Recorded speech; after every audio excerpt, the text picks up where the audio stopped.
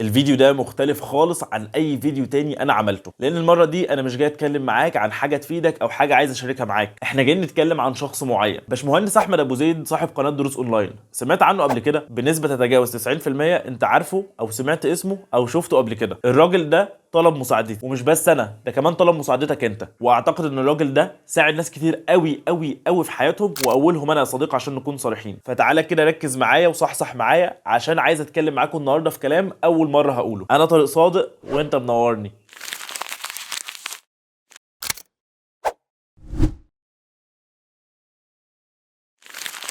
السلام عليكم يا شباب. وانا عندي 13 سنه 2014 قررت اعمل قناه على اليوتيوب. حاولت وقتها استمر شويه في المحتوى بتاعي، لكن المحتوى بتاعي ما كانش قوي وما كانش فيه مشاهدات وما كانش عندي اي خبره في اليوتيوب ووسائل التواصل الاجتماعي، وما كانتش منتشره زي دلوقتي ولا سهله زي دلوقتي. فما كملتش. لكن بعد كده ظهر يوتيوبر مصري شاب لسه متخرج من كليه هندسه بيعلم الناس اللغه الانجليزيه، وانا كنت بحب انجليزي فبدات اتفرج على الفيديوهات بتاعته. بعد كده لقيت الشاب ده بيدينا حاجات تطور من شخصيتنا ومهارات نقدر نكسب منها فلوس، زي فيديو هو عمله عن ازاي تقدر تستخدم برنامج الفوتوشوب. فيديو زي ده النهارده صديقي في منه الافات الفيديوهات، لكن ايامها عشان تحصل على فيديو زي ده بالجوده دي صدقني كان الموضوع صعب جدا، لان الحاجات دي زمان لو انت ما توعاش على الكلام ده كانت بتنزل على حاجات اسمها منتديات.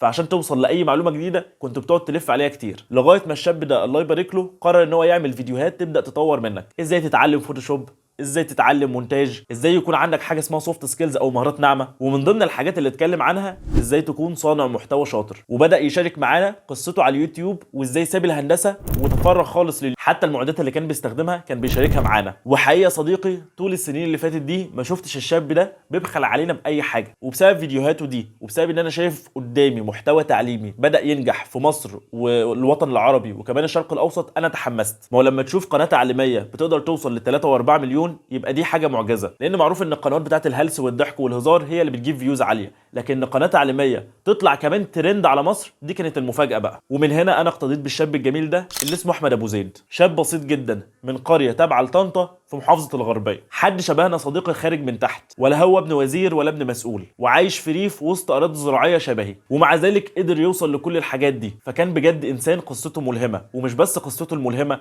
هو كمان كان بيشاركك قصته دي وكان بيعلمك ازاي تكون زيه ويمكن احسن كمان، لانه ما كانش بيبخل علينا باي حاجه. فتمر السنين يا صديقي وبفضل الراجل ده اقرر ان انا ارجع تاني لليوتيوب وابدا اشغل قناتي اللي انت شايفني عليها دلوقتي. ومن شخص ما تمش ال1000 متابع بالعافيه لشخص دلوقتي يمتلك اكتر من 277 الف متابع. انا بقول لك يا صديقي ان ال 277 الف متابع دول كلهم في ميزان حسنات باشمهندس احمد ابو زيد، لانه الشاب الجميل اللي خلاني ارجع لصناعه المحتوى. ومش بس كده، لا وكمان كان بيشاركنا تجربته والادوات اللي بيستخدمها وازاي بيصنع المحتوى ده عشان يكون صاحب محتوى تعليمي ناجح وملهم لناس كتير جدا. دي مش قصه طارق صادق لوحده، دي قصه شباب كتير جدا انت النهارده بتتابعهم على اليوتيوب او اي منصه تانية، بداوا من صناعه المحتوى لما شافوا الشاب الملهم ده بينجح قدامهم. وقصه شباب كتير جدا ما كانتش قادره تطور من نفسها وما كانش معاها فلوس تدفع كورسات وتاخد كورسات، النهارده بقوا بيقدروا يطوروا من نفسهم ويعرفوا معلومات جديده وياخدوا كورسات كمان بشكل مجاني بفضل الراجل ده بعد ربنا. فالراجل ده لما يطلع النهارده ويعمل فيديو ان هو محتاج مساعدتنا يبقى احنا لازم كلنا نقوم ونساعده. باشمهندس احمد ابو زيد دلوقتي عنده فرصه ان هو يكسب $1,000,000. رقم زي ده مع انسان زي ده تاكد ان هو هيستثمر صح، وحتى لو هياخده كله في جيبه يا صديقي ولمصلحته الشخصيه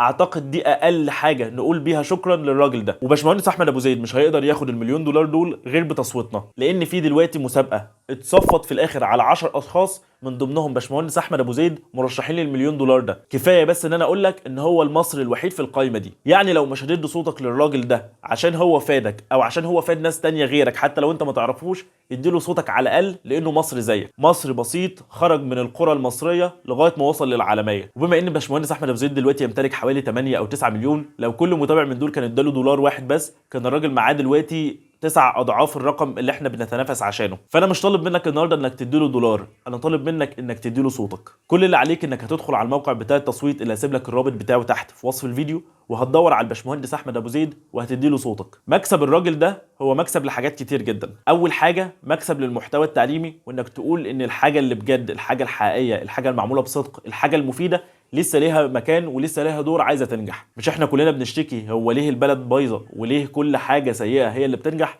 معاك فرصه دلوقتي انك تنجح حاجه فعلا كويسه وحاجه مفيده. وتاني سبب يا صديقي، لو انت ما استفدتش من الراجل ده في حياتك فهو على الاقل عشان مصر زيك، وانت عارف احنا في مصر بنعاني قد ايه عشان نوصل. وتالت سبب من وجهه نظري، ان مليون دولار مع راجل زي ده تاكد جدا جدا جدا ان هيتم استثمارهم في حاجه كويسه، حتى لو اخد منه جزء كبير لنفسه ولحياته وهو يستحق ده، برضه انا متاكد ان هو هيخرج منه جزء ومش قليل في استثمار المحتوى. فهتقدر تشوف محتوى اجود بتجارب احسن بامكانيات اعلى، هتبدا تشوف محتوى مفيد وكويس وينشر حاجه كويسه بجوده عاليه بامكانيات يستحقها. فاعتقد بعد كل الكلام ده يبقى لازم كلنا دلوقتي ندخل ونصوت لباشمهندس احمد ابو زيد. ومش بس كده، مطلوب منك كمان انك تعمل زيي وتعرف الناس اللي حواليك بيه، عشان لو ما يعرفوش يبدا يعرفه ويتعلم من الراجل ده ويستفيد من خبراته، وكمان عشان يصوت له واحنا كمان نقدر نفيد الراجل ده. شكرا باشمهندس احمد ابو زيد انك كنت انسان ملهم ليا ولناس تانية كتير، وشكرا انك لغايه النهارده مستمر في محتواك المفيد ده، وشكرا على كل حاجه كويسه انا اتعلمتها منك واستفدتها منك. واتمنى يا رب يا رب يا رب قريب كلنا نحتفل انك كسبت المليون دولار، لانك شخص تستحقها، وانت شخص كنت ملهم وناجح ومتفوق. وشكرا على كل حاجه. كان معاكم طارق صادق، والسلام عليكم ورحمه الله وبركاته. اول حاجه هتعملها عشان تصوت هو انك تدخل على الموقع ده اللي هسيب لك الرابط بتاعه تحت في اول تعليق وفي وصف الفيديو. بعد كده هتيجي هتلاقيه هنا بيقول لك صوت لصانع المحتوى بتاعك المفضل من ضمن العشرة، وشوف مين فيهم يستحق جايزة المليون دولار. لو نزلنا تحت كده شوية هتبدأ تلاقي العشرة المرشحين ان هم ياخدوا المليون دولار. لو بصيت فيهم يعني عشان برضو تبقى عارف، لان عارف ان ده شعور هيواجه ناس كتير، هتلاقي نفسك محتار ما بين الاتنين دول، استاذ ناصر وباشمهندس احمد ابو زيد. استاذ ناصر اللي ما يعرفوش هو يعني بيعمل ملخص للكتب وكل حاجه، وانا عارف ان عاطفه ناس كتير هتبقى محترمه بين الاتنين دول. بس يعني وجهه نظري في الموضوع وليه انا بدعم باشمهندس احمد ابو زيد بقوه، بغض النظر ان هو مصري زي زيك وكل الكلام ده، ان استاذ ناصر هو ملخص كتب، لكن باشمهندس احمد ابو زيد هو اعم واشمل من حاجات بكتير. يعني هو بيلخص كتب، بيديك نصايح، بيديك حاجات كتير، فيعني شايف ان هو يستحق. فعشان كده لما تدخل كل اللي عليك تضغط على كلمة فوت ناو فينزلك تحت. كل اللي عليك تنزل شوية، وانا خلاص يعني قلت لك تعمل ايه في الحيلة اللي عندك دي، وكل واحد برضه حر، بس انا بقول لك وجهة نظري عاملة ازاي. المهم هنيجي عند باشمهندس احمد ابو زيد، هتضغط على فوت او تضغط مثلا على فيو مور. لو انت ما تعرفش عنه حاجات كتير اضغط على فيو مور وابدا اقرا كده ملخص عنده. هتلاقي عندك هنا اليوتيوب بتاعه والفيسبوك واكس وكل حاجه. بعد ما تقرا وخلاص انت عرفت كل حاجه اضغط كلمه فوت. بعد كده هيسالك عايز تديله صوتك ولا لا وكده. لو تقدر بقى تدخل له بقى من اكتر من متصفح تديله صوتك، يعني شدوا حيلكم كده يا شباب، عايزين الراجل باذن الله يكسب لان هو يستحق.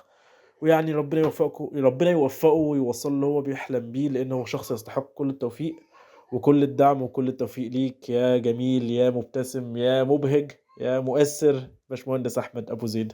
والسلام عليكم.